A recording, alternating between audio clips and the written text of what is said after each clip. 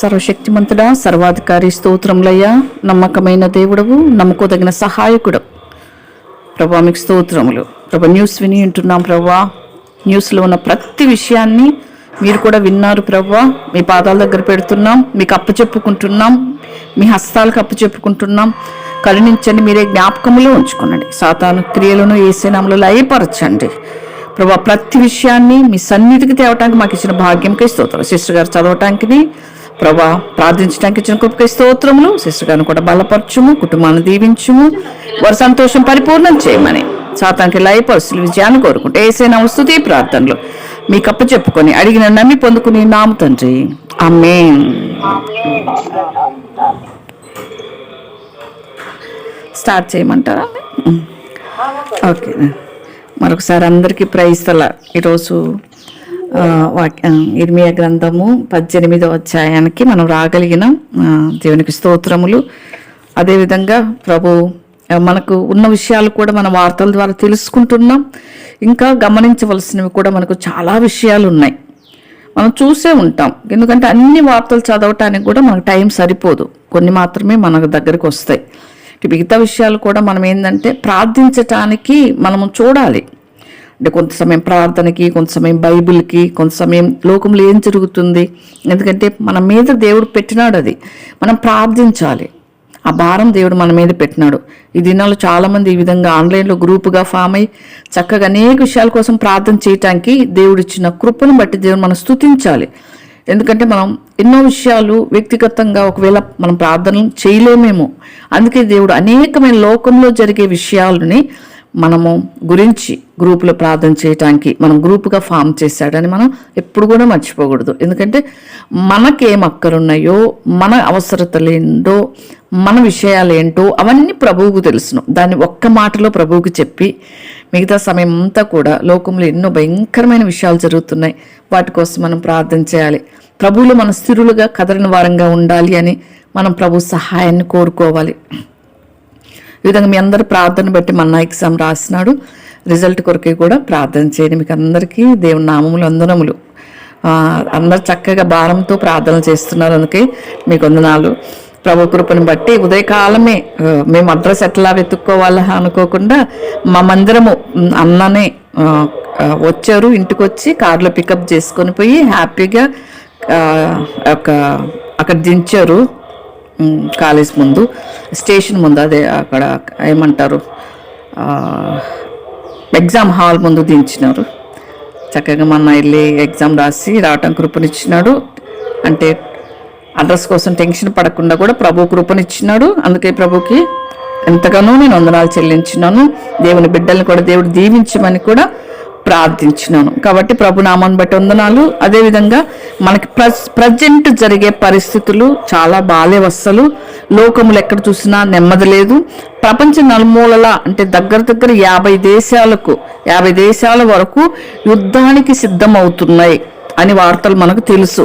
అంతేకాకుండా మన భారతదేశంలో, మనముంటున్న ఈ దేశంలో, ఇంకా మనకు దగ్గరలో ఉన్న సపరేట్ అయిన తెలంగాణ రాష్ట్రంలో కూడా అనేకమైన భయంకరమైన విషయాలు మనము వింటా ఉన్నాం. న్యూస్లో, యూట్యూబ్స్లో వాళ్ళు మీటింగ్స్ పెట్టుకొని ఏ విధంగా మరి అంటే ఈ 26కు ముందే, జనవరి 26 రిపబ్లిక్ డేకి ముందుగానే ఈ మీటింగ్ జరిగింది.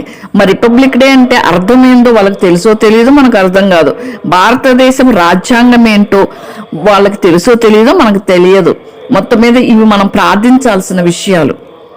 వాళ్ళు ఎంత భయంకరంగా అంటే, మేము హిందువులమందరము ఒకటైపోయాం, మేమందరము చేతులు పట్టుకొని ఒకటిగా ఉన్నాము.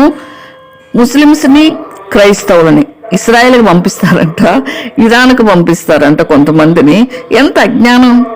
ఇప్పుడు ఇక్కడ ముస్లిమ్స్ని, దేవుని బిడ్డల్ని ఇస్తే ఇస్రాయేల్ నుంచి రావాల్సినవి రావు, ఆపేస్తారు. అమెరికా నుంచి రావాల్సినవి ఆగిపోతాయి. తర్వాత ఇరాన్ నుంచి రావాల్సిన ఇంధనము, చమురు ఆగిపోతుంది.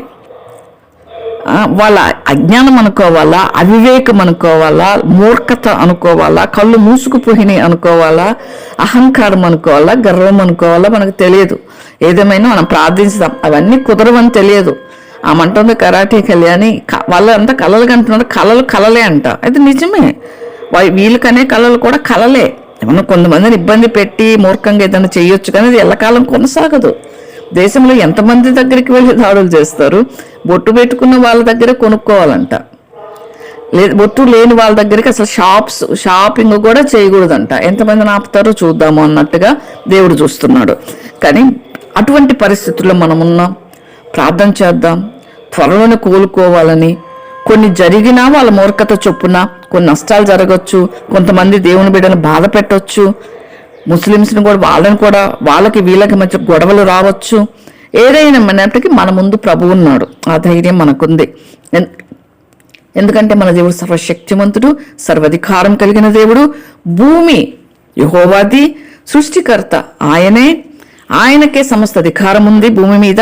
ఆయన ఒక్క మాట ఆజ్ఞాపిస్తే భూమి మీద ఏది కూడా ఉండదు. మొత్తం తుడిచిపెట్టిన వాడు ఆయన. ఒకానొక టైంలో నోవహు దినాలు మొత్తం తుడిచిపెట్టినాడు. సొదొమ గొమొర్రా టైంలో అగ్ని రప్పించా సొదొమ గొమొర్రా పట్టణాన్ని దహించిన వాడు మన దేవుడు, పాపాన్ని చూడలేక. అంతేకాదు ఎన్నో విషయాల్లో మనం చూస్తూనే వచ్చినాం. ఎన్నో కార్యాలు, గొప్ప కార్యాలు దేవుడు చేసి ఇప్పటికే జరుగుతున్నాయి. సునామీలు ఎక్కడ చూసినా మరణాలు, రైట్ సోదరులు కనిపెట్టిన, క్రైస్తవ బిడ్డలు కనిపెట్టిన విమానాలు ప్రయాణాలు చేస్తున్నారు హ్యాపీగా. అవన్నీ దాదాపుగా మొత్తం దేవుని బిడ్డలు కనిపెట్టినయే. విమానాలు అయితేమి, ఫోన్ అయితేమి, మన కంప్యూటర్ అయితేమి, ఇంకా లిస్టు చెప్పుకుంటూ పోతే చాలానే దాదాపుగా అన్ని క్రైస్తవులు కనిపెట్టినయే. మరి అవన్నీ ఎందుకు పాపము, వాళ్ళు అపవిత్రం అయిపోతారు కదా. అవన్నీ వాడకపోతే మనం క్రైస్తవుల దగ్గరికి వెళ్ళి కొనుక్కోకుండా, ఎవరి దగ్గర కొనుక్కోకుండా అయిపోతుంది. అవి తీసుకుని రారు కదా జనాలు. అంటే వినేవాళ్ళు, చూసేవాళ్ళు అంత అమాయకంగా ఉన్నారు అని వాళ్ళు అనుకుంటున్నారు, భావిస్తున్నారు. సాతాను ప్లాన్లు. ఎందుకంటే చివరి దినాలు ఇవి జరుగుతాయని దేవుడు చెప్పినాడు. అంచె దినాల్లో అపాయకరమైన దినాలు వస్తాయి. జనులు స్వార్థప్రియులు, బింకములాడువారు, అహంకారంతో విర్రవీగిపోతున్నారు జనులు. దేశంలో శాంతి సమాధానం లేకుండా చేయాలని శత్రువు తాండవమాడుతున్నాడు. మనం ఏం చేయాలంటే 1 పేతురు 5:8 ప్రకారం నిబ్బరమైన బుద్ధి గలవారమై మెలకుగా ఉండి ప్రార్థనలు చేయాలి. ఎందుకంటే మన విరోధి అపవాది గర్జించు సింహం గర్జిస్తాడంతే. మనం మెలకుగుండి ప్రార్థన చేస్తే పారిపోతాడు. ఎటువంటి గర్జించే సింహమైనా దేవుని ముందు, మన సింహము ముందు, మన తండ్రి అయిన ఆ యొక్క రారాజుగా రాబోయే సింహము ముందు ఏది నిలవజాలదు. మనం నిబ్బరంగా ఉండాలి, ధైర్యంగా ఉండాలి. మనము ఆయన కొరకే నిలబడాలి. కాబట్టి అది మనకు జరుగుతున్న పరిస్థితులు. అంటే సామాజికంగా బహిష్కరించాలంట, ఆర్థికంగా బహిష్కరిస్తారంట, భయమేం లేదంట, తరిమి కొడతారంట. భారతదేశం ఎవరి సొత్తో. కాబట్టి ప్రార్థన చేద్దాం. మనం ప్రార్థన చేస్తే దేవుడు వాటిని ఆపేస్తాడు. దేవుడు ఆపాలి అంటే మన సహాయం దేవునికి కూడా కావాలి. మనం మొర్ర పెట్టాలి. ఇశ్రాయేల్ మొర మూలుగులు విన్న దేవుడు మన ప్రార్థనలు ఎందుకు ఆలకించాడు? మా దగ్గర జరగట్లేదు కదా అని మనం అనుకోవటానికి లేదు. ఎందుకు కొంతమందిని దేవుడు సురక్షితంగా మనలాంటి వాళ్ళని సేఫ్గా ప్రశాంతంగా ప్రార్థనలు చేసుకుని ఇస్తాడంటే మనం అటువంటి వారి కోసం ప్రార్థనలు చేయటానికి. ప్రార్థనలు చేద్దాం. వారు సిగ్గుపడినట్లుగా, వాళ్ళు అవమానం పొందినట్లుగా, ఒక దినము భయపడినట్లుగా, వాళ్ళకి భయం పుట్టించు ఆత్మ వాళ్ళ మీదకి దేవుడు పంపినట్లుగా ప్రార్థన చేద్దాం. ఇది మనం చేయాల్సిన పని. ఇంకా ఎన్నో విషయాలు రీసెంట్గా జరిగిన, మొన్న జరిగిన 26th జరిగిన ఆ పెరేడ్ గ్రౌండ్కి ఢిల్లీలో ఆ గణతంత్ర దినోత్సవానికి వాళ్ళు ఎవరిని పిలిచిన అంటే యూరోపియన్కి చెందిన 2 అత్యున్నతమైన నాయకుల్ని పిలిచినారు. ఇదంతా కూడా దేవుని రాకడకు అంటే సైన్ అన్నట్టుగా చెప్తా ఉన్నారు అనేక మంది దేవుని బిడ్డలు. అంటే బైబిల్ పండితులు కూడా బైబిల్ని సర్చ్ చేసి ఏదేమైనా మనకు కూడా అర్థమవుతాయి కదా. మత్తయి సువార్త 24, లూకా సువార్త 21 చదివితే మనకు అర్థమైపోతుంది కదా. ప్రభు రాకడకు ముందుగా చెప్పినవన్నీ కూడా మనం ఎప్పుడు రోజుకి ఒకసారి ఆ చాప్టర్స్ చదువుకోవాలి. అది చదివితే చాలా బాగుంటుంది. ఎందుకంటే వాళ్ళు యూరోపియన్కి చెందిన నాయకులు చాలా ఉన్నతమైన వాళ్ళు అని చెప్తా ఉన్నారు. అంటే ముఖ్య అతిథులుగా వాళ్ళని పిలుచుకున్నారు. మోడీ ఆయన పిలుచుకున్నాడు. ఎందుకంటే వాళ్ళు ఎవరంటే యాంటియోనా అని కోస్టా, యాంటియో కోస్టా అని మరొక యూరోపియన్ ప్రెసిడెంట్ ఉర్సులా, వీళ్ళిద్దరు చాలా బలమైన వారంట యూరోపియన్ కంట్రీలో. ఇద్దరు లీడర్స్ ఒకేసారి పిలుచుకోవటం అనేది ఒక అందరూ ఆశ్చర్యపోతున్నారు ఎందుకా అన్నట్టుగా. వాళ్ళు యూరోప్ని శాసించే వాళ్ళంట. అట్లాంటి వాళ్ళు మన దేశానికి వస్తుందంటే అసలు భారతదేశం ఎక్కడికి చేరుకుంటుందో అని ఆశ్చర్యపోతున్నారు చాలామంది. ఏదేమైనా మనము 77వ రిపబ్లిక్ డే సంపూర్తి చేసుకున్నారు అనుకుంటున్నారు, కానీ రిపబ్లిక్ డేకి మీనింగే పోయింది, యాదృచ్ఛికం అయిపోయింది. కాకపోతే మనం దేవుని బిడ్డలంగా యాదృచ్ఛికంగా దేవుని సేవించకుండా దేవుని నిజముగా సేవించినట్లుగా మనం యాదృచ్ఛికం కాకుండా మనల్ని మనం కాపాడుకుందాం. ఎందుకంటే యూరోపియన్ యూనియన్ కూడా ఈ సంవత్సరంలో అంటే ఇట్లాంటి గౌరవం దొరకడం ప్రపంచంలో ఇదే ఫస్ట్ టైం అని కూడా చెప్తా ఉన్నారు అందరూ. అంటే ఒక్కో దేశం అధ్యక్షుడు ఒక్కొక్కరిని పిలుస్తారు, కానీ ఒకే దగ్గర యూరోప్ కూటమికి చెందిన వాళ్ళు ఇద్దరిని పిలుస్తున్నారు ఈసారి. దీనికి కారణం అక్టోబరు 2025లో జరిగిన కీలక నిర్ణయం ఒకటి చేసుకున్నారంట. దాన్ని బట్టి దాని విషయం మాట్లాడటానికి అదేంటంటే వ్యాపారం కొరకు మాత్రమే కాకుండా డిఫెన్స్, సెక్యూరిటీ, టెక్నాలజీలో ఒక గొప్ప భాగస్వామ్యాన్ని తీసుకోవాలని వీళ్ళు నిర్ణయించుకున్నారు అని చెప్తా ఉన్నారు. వ్యాపారానికి సంబంధించిన రక్షణ, భద్రత, టెక్నాలజీ ఇంకా రాబోయే రోజుల్లో ప్రపంచం అంటే మార్చి ఒక గొప్ప అడుగేస్తారని కూడా చెప్తా ఉన్నారు. అంటే మన దేశానికి వీళ్ళు అసలు ఎందుకు వచ్చినారంటే ఫస్ట్ కారణం ఏంటంటే ఫ్రీ ట్రేడ్ అగ్రిమెంట్ చేసుకున్నారంటే వాళ్ళు చాలా సంవత్సరాల నుంచి. తర్వాత భారత్ యూరోప్ మధ్య వ్యాపార ఒప్పందం గురించి చర్చలు నడుస్తున్నాయి అని చెప్తా ఉన్నారు. కానీ ఈ 2026లో కూడా ఒక ఫైనల్గా నిర్ణయానికి వచ్చే అవకాశం ఉందని చెప్తున్నారు. మరి ఏదైనా నిర్ణయం చేస్తుంటే మనకు వస్తాయి, మనకు తెలుస్తాయి. మనం ఖచ్చితంగా ఇవి తెలుసుకోవాలి ఈ దినాల్లో. ఎందుకంటే మనం అలర్ట్గా ఉండాలి. దేవుని రాకడలు జరుగుతున్నాయి. మనం అంటే రెండో ప్రపంచ యుద్ధం వచ్చింది కదా, దేవుడు రాలేదు కదా అట్లా అనుకోకూడదు. ఇప్పుడు డిఫరెంట్గా జరుగుతున్నాయి. ఇంకా యూరోప్ మార్కెట్లో మనకు వాళ్ళు కానీ వాళ్ళతో అంటే మార్కెట్ విషయాల్లో కానీ, రైతుల విషయాల్లో కానీ, ఉత్పత్తుల విషయాల్లో కానీ, వీటన్నిటిలో టెక్నాలజీ విషయాలు ముఖ్యంగా కంపెనీకి సేవలకి వాళ్ళకి కానీ వాళ్ళతో మనము ఏకమైతే ఇండియా కానీ ఆర్థిక వ్యవస్థ ఒకవేళ బలోపేతమైతే ఉద్యోగాలు అవకాశాలు వస్తాయి అని అంటున్నారు. మొత్తం మీద అన్ని విషయాల్లో కానీ వీళ్ళు యూరోప్ వాళ్ళ సపోర్టు అంటే ఇవ్వబోతా ఉంది భారత్కి అని చెప్తున్నారు. ఇంకా అంతేకాదు భారత్తో కలిసి ఆయుధాలు తయారు చేయడానికి అంటే యుద్ధానికి సిద్ధమవుతున్నాయి దేశాలు అనేది మనం గుర్తించాలి. మూడో ప్రపంచ యుద్ధం వస్తే కరువు ఆరంభం అవుతుంది. ఎందుకంటే ఆ దినాల్లో రోమా ప్రభుత్వం ఎట్లా అయితే ఉన్నిందో బైబిల్లో మనకు ఉన్న రోమా ప్రభుత్వమే కదా యేసు ప్రభు వారికి సిలువ వేసింది. ఇప్పుడు కూడా యూరోప్ అనేది ఒక రోమా సామ్రాజ్యం లాగా ఒక కీలక పాత్ర అని బైబిల్ పండితులు విశ్లేషణలు చెప్తా ఉన్నారు. నేను మాత్రం చెప్పేది బైబిల్లో ఉన్న విషయాలు. మనం కూడా అన్నీ తెలుసుకోవాలి. ఎందుకంటే యూరోపియన్ యూనియన్ ఒక రోమా సామ్రాజ్యానికే ఇది ఆధునిక రూపం అని చెప్తున్నారు. ఒక పక్కేమో ఇస్రాయేలీలు చుట్టూ గొడవలు, మనకు తెలిసింది ఇది యుద్ధ వాతావరణం. మరొక పక్క రోమా సామ్రాజ్యం వారసులు వాళ్ళు విస్తరణలు చేపట్టుకుంటున్నారు. భారత్ వంటి పెద్ద దేశంతో వాళ్ళు చక్కగా సాన్నిహిత్యం, స్నేహాన్ని వాళ్ళు కోరుకుంటున్నారు. ఇది మనకు దేనికి సైన్గా చెప్పుకోవచ్చు అంటే బైబిల్ ప్రకారం మనం చూసుకుంటే దానియేలు గ్రంథంలో ఏం చెప్పబడిందంటే రాజ్యాలు 4వ అధ్యాయంలో దానియేలు గ్రంథంలో రాజ్యాలు ఒకదాన్ని ఒకటి కలిసిపోవాలని చూస్తాయి అని ఉంటుంది అక్కడ. రెండో ప్రపంచ యుద్ధం తర్వాత యూరోప్ ఎలా ఉందంటే 1945 యుద్ధం కారణంలో మట్టి కుప్పలుగా మారిపోయిన ఆ యూరోప్ ఇప్పుడు ఏమైందంటే లండన్, ప్యారిస్, బెర్లిన్ వంటి పెద్ద పెద్ద నగరాలు కూడా ధ్వంసం అయిపోయినాయి. ఆ దినాల్లో కోట్లాది మంది చనిపోయినారు. అంటే అటువంటి యూరప్ ఇప్పుడు మళ్ళీ ఏంటంటే అసలు ప్రపంచాన్ని అంటే పోషించేలాగా సూపర్ పవర్గా అవుతుందని అందరూ అయిందని కూడా భావిస్తూ ఉన్నారు. కాబట్టి ఎందుకంటే ఇవన్నీ కూడా మరో యొక్క రోమ్ లాగా ఈ యొక్క యూరప్ తయారవుతుంది. ఇది అంచె దినాలకి దేవుడు చెప్పిన దానికి సూచన. అయితే అక్కడ ఒక అంటే మిరాకిల్ ఏంటంటే ఏం జరిగిందంటే అమెరికా మార్షల్ ప్లాన్ డాలర్లతో యూరప్ మళ్ళీ తిరిగి పునర్నిర్మాణం జరిగిందంట. తర్వాత 1950లో జర్మనీ ఫ్యాక్టరీలు అమెరికా కంటే నాణ్యమైన వస్తువులను తయారు చేసుకునేవి. ఈ కేవలం అభివృద్ధి మాత్రమే కాదు, ఇది రాబోయే మహా సామ్రాజ్యానికి పునాదిగా ఉంటుంది. ఇంకా ఆశ్చర్యం ఏంటంటే రోమ్లో 1957లో 6 దేశాలు కలిసినట్లుగా ఇప్పుడు కలిసింది. ఇది ఒక్కటి చెప్పేసి ముగిచ్చేస్తాను ఇంట్రడక్షన్.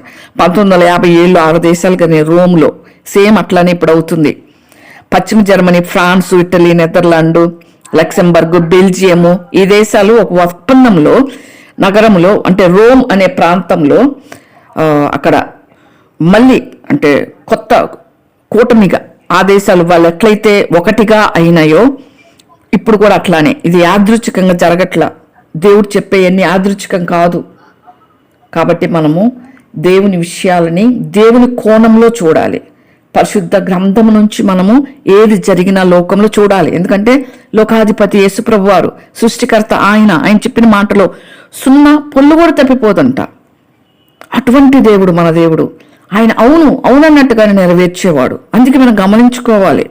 ఇప్పుడు కొత్త కూటమి మొదలైందంటే అది అంటే అనుకోకుండా జరిగింది అనకూడదు. ప్రపంచ నలుమూల జరిగే ప్రతి విషయము బైబిల్లో ఉన్నట్టుగానే జరుగుతున్నాయి. ప్రకటన 17:8లో ఉన్నట్లుగా నువ్వు చూసిన ఆ మృగం ఏదైతే ఉందో యోహాన్ గారికి దేవుడు చూపిస్తున్నాడు.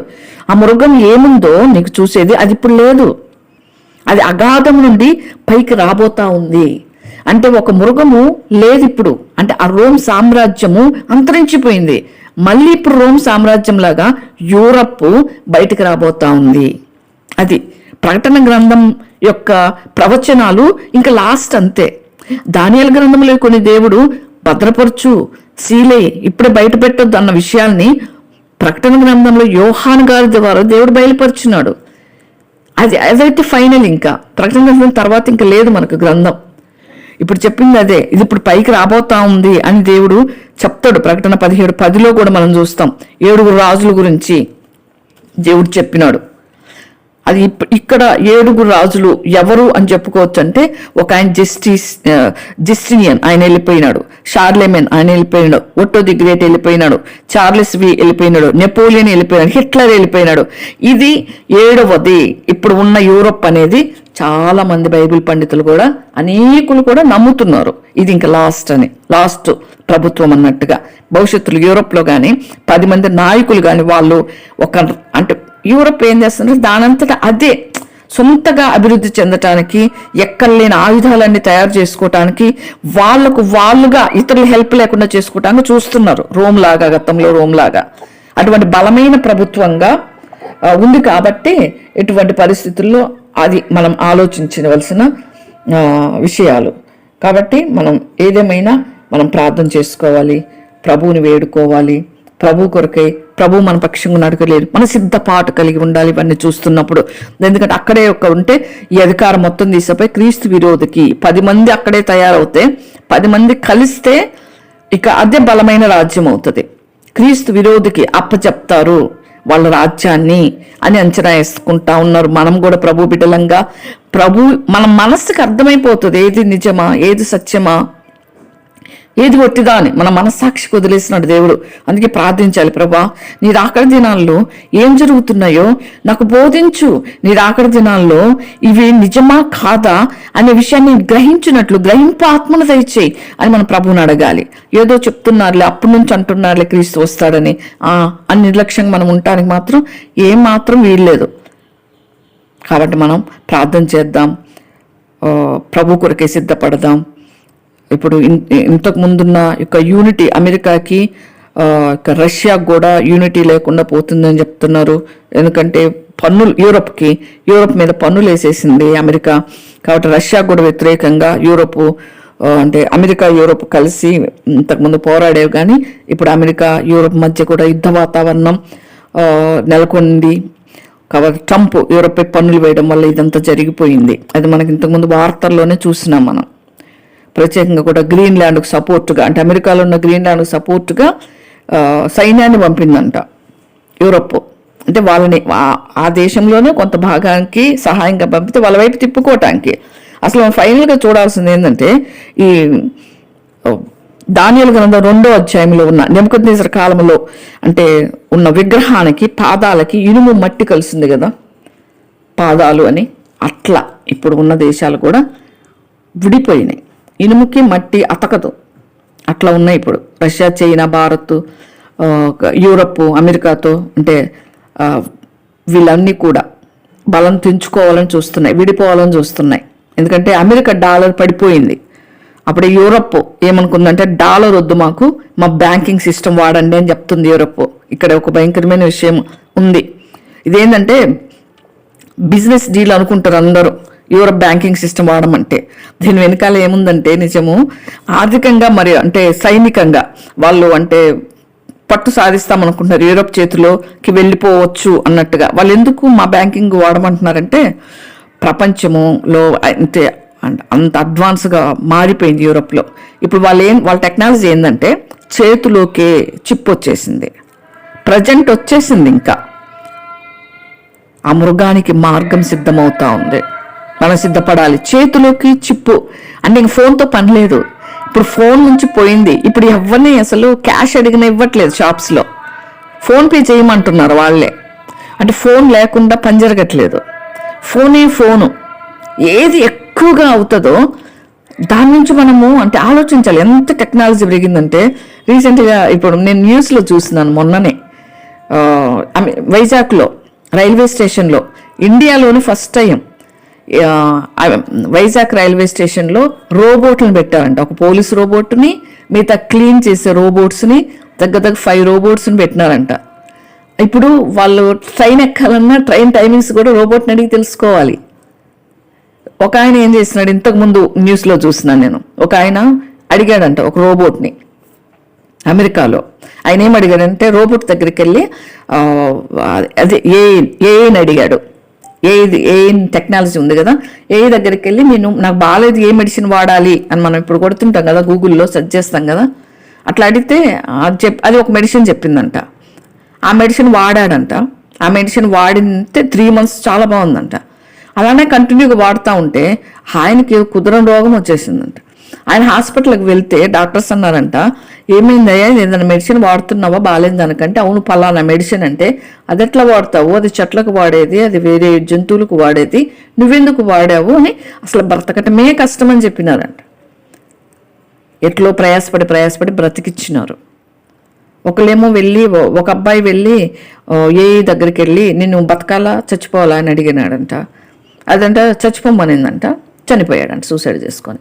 ఇట్లా ఉంది అంటే దేవుని స్థానంలో ఆల్రెడీ దేవుడు వచ్చింది. దేవుడు అంటారు కదా, మాటలాడని ఒక దేవుడు వస్తాడు, మాట్లాడని మృగం. ఇదే యోహాన్ గారికి కనిపించినాయి రకరకాల పిక్చర్స్. పాపం యోహాన్ గారికి అదినా టెక్నాలజీ లేదు కదా, అదినా కాలినడకలే కదా. అందుకే ఈ రోబోట్లే ఆయన చెప్పుంటారు, మిడతల్లాగా కనిపిస్తున్నాయని, హెలికాప్టర్ లాగా అన్నట్టుగా మనం పెంచాలి చెప్పుకున్నాం. వీటికి కూడా ఒక భయంకరమైన రూపము, చేతులు ఇట్లా ఉన్నాయి, కాళ్ళు ఇట్లా ఉన్నాయి, తల ఇట్లా ఉంది అని వర్ణిస్తాడు. ఈ రోబోట్సే దేవుళ్ళు అయిపోతున్నారు. వాటినే అడిగి తెలుసుకుంటున్నారు. మన దీపాంటి చెప్పినారు కదా రోబోట్ ఆపరేషన్ చేసిందని. అంటే డెసిషన్స్ కూడా ఏఐని అడిగి తెలుసుకుంటున్నారు. ఏ చెప్తే అది, ఏ యుద్ధం చేయమంటే యుద్ధం చేస్తారు. ఇదే ఒక దేవుడిలాగా వచ్చినాడు, కొత్త దేవుడు వచ్చినాడని. ఒకసారి మేము చిన్నప్పుడు ఒక పాట విన్నాం, కొత్త దేవుడు అండి, కొత్త దేవుడు అండి అని. కొత్త దేవుడు వచ్చినాడు ఇప్పుడు. ఈ టెక్నాలజీ పెరిగిపోతా ఉంటే ఈ సూచనలు కూడా జరుగుతున్నాయి, చేతుల్లోకి వచ్చేసింది. అది వచ్చి చేతుల్లో ఎదుంటే కానీ అదే 666 ముద్ర కాదని ఎలా చెప్పగలం? ముద్ర అని అడగని 666 అంటే 666 అనే కాదు, ఒక ముద్ర వస్తుంది. ఆ ముద్ర వేయించుకున్న వాళ్ళకే ఇది ఉంటేనే మీకు ఆహారము అనే ముద్ర కానీ వచ్చిందంటే ఇంకా అదే లాస్ట్. అది వేయించుకోరు, దేవుడు వచ్చి పుయ్యింటాడు కూడా అప్పటికని చెప్పొచ్చు. దేవుడు అక్కడ ఎత్తబడుతుంది. ముద్ర వేయించుకొని వారికి ఆహారం ఉండదు, ఏది ఉండదు, వాళ్ళకి సేఫ్ ఉండదు భూమి మీద. అటువంటి దినాలు, అటువంటి సూచనలు జరుగుతూ ఉన్నాయి. యెషయా 60:2 ఉన్నట్టుగా చూడు, భూమి చీకటి కమ్ముతా ఉంది, కటిక చీకటి జనములు కమ్ముతున్నది. వాస్తవం కాదు ఇది, జనాలకి చీకటి గమ్మినాయి, కళ్ళు బయర్లు గమ్మినట్టుగా ప్రవర్తిస్తున్నారు. చీకటిగా చుట్టూ చూసే చీకటి, దేవుని బిడ్డల మధ్యలో వెలుగు. ఐగుప్తులంతా చీకటి, ఇశ్రాయేల్ దగ్గర వెలుగున్నట్లుగా మన దగ్గర దేవుడు మనం వెలుగును చూస్తున్నాం. మనం ప్రభు వెలుగులో ఉన్నాం. కానీ భూమి మీద ఎక్కడ కూడా శాంతి సమాధానం లేదు. అనేక దేశాలు యుద్ధాలతో, యుద్ధపు ఆలోచనలతో వాళ్ళు మునిగిపోయినారు. భారతదేశం కూడా ఒకరినొకరు దూషించుకోవటానికి, ఒకరంటే ఒకరు పడకపోవటం. ఇప్పుడు బయట దేశం వచ్చి అటాక్ చేస్తే ఇక్కడ ఎవరు అంటే రెండు యొక్క ఇవి మతాలంట, అవి ధర్మం అంట. ఈ మరి సరే మతాలే అనుకుందాం, ఈ మతాలు వాళ్ళని తరిమేస్తే ఆ ఒక్క మతం ఎదుర్కొంటుందా ఇండియాని? ఎటువంటిది ఎందుకు ఖండించట్లేదు ప్రభుత్వాలు? ప్రార్థన చేద్దాం. మనం అంతకు మించి మనం ఏం చేయలేం. గొప్ప దేవుడు మనకున్నాడు కాబట్టి, ఏదైనా చేయగల దేవుడు, ఏదైనా మార్చగల దేవుడు మనకున్నాడు కాబట్టి మనం ప్రార్థన చేద్దాం. దేవుడు వచ్చే వరకు మన పక్షంగా మనం సురక్షితంగా ఉన్నట్లుగా, ఆయన రెక్కల కింద మనం ఉన్నట్లుగా మనం ప్రార్థన చేద్దాం. కాబట్టి మనం ఈరోజు అధ్యాయంలోకి పోతే దేవునికి, ఇర్మియాకి దేవుని దగ్గర నుంచి వాక్కు ప్రత్యక్షమవుతుంది. దేవుని వాక్కు వినేవాడు ఇర్మియా. అనేకమైన విషయాలు చూపిస్తాడు ఇర్మియాకి దేవుడు. అనేకమైన విధాలుగా డైరెక్ట్గా దేవుడు కనపడాడు, కానీ మోషే కనపడినట్టుగా ముఖాముఖిగా వెనక భాగాన్ని మోషే చూచినట్టుగా చూడలేదు. కానీ అనేకమైన సూచనలు, ఒక అంటే ఎగ్జాంపుల్స్ చూపిస్తూ దేవుడు ఇది ఇలా ఉంటది, ఇది ఇలా జరుగుతుంది అని చూపిస్తూ చెప్పినాడు. అందుకే యెహోవా ఇర్మియాకు ప్రత్యక్షం ఏం చెప్తాను, నువ్వులే కుమ్మరింటికి వెళ్ళు, అక్కడ నా మాట నీకు చెప్తా, నువ్వేం చేయాలో నేను చెప్తా అని చెప్పినప్పుడు ఇర్మియా గారు 1, 2, 3 వచనాలు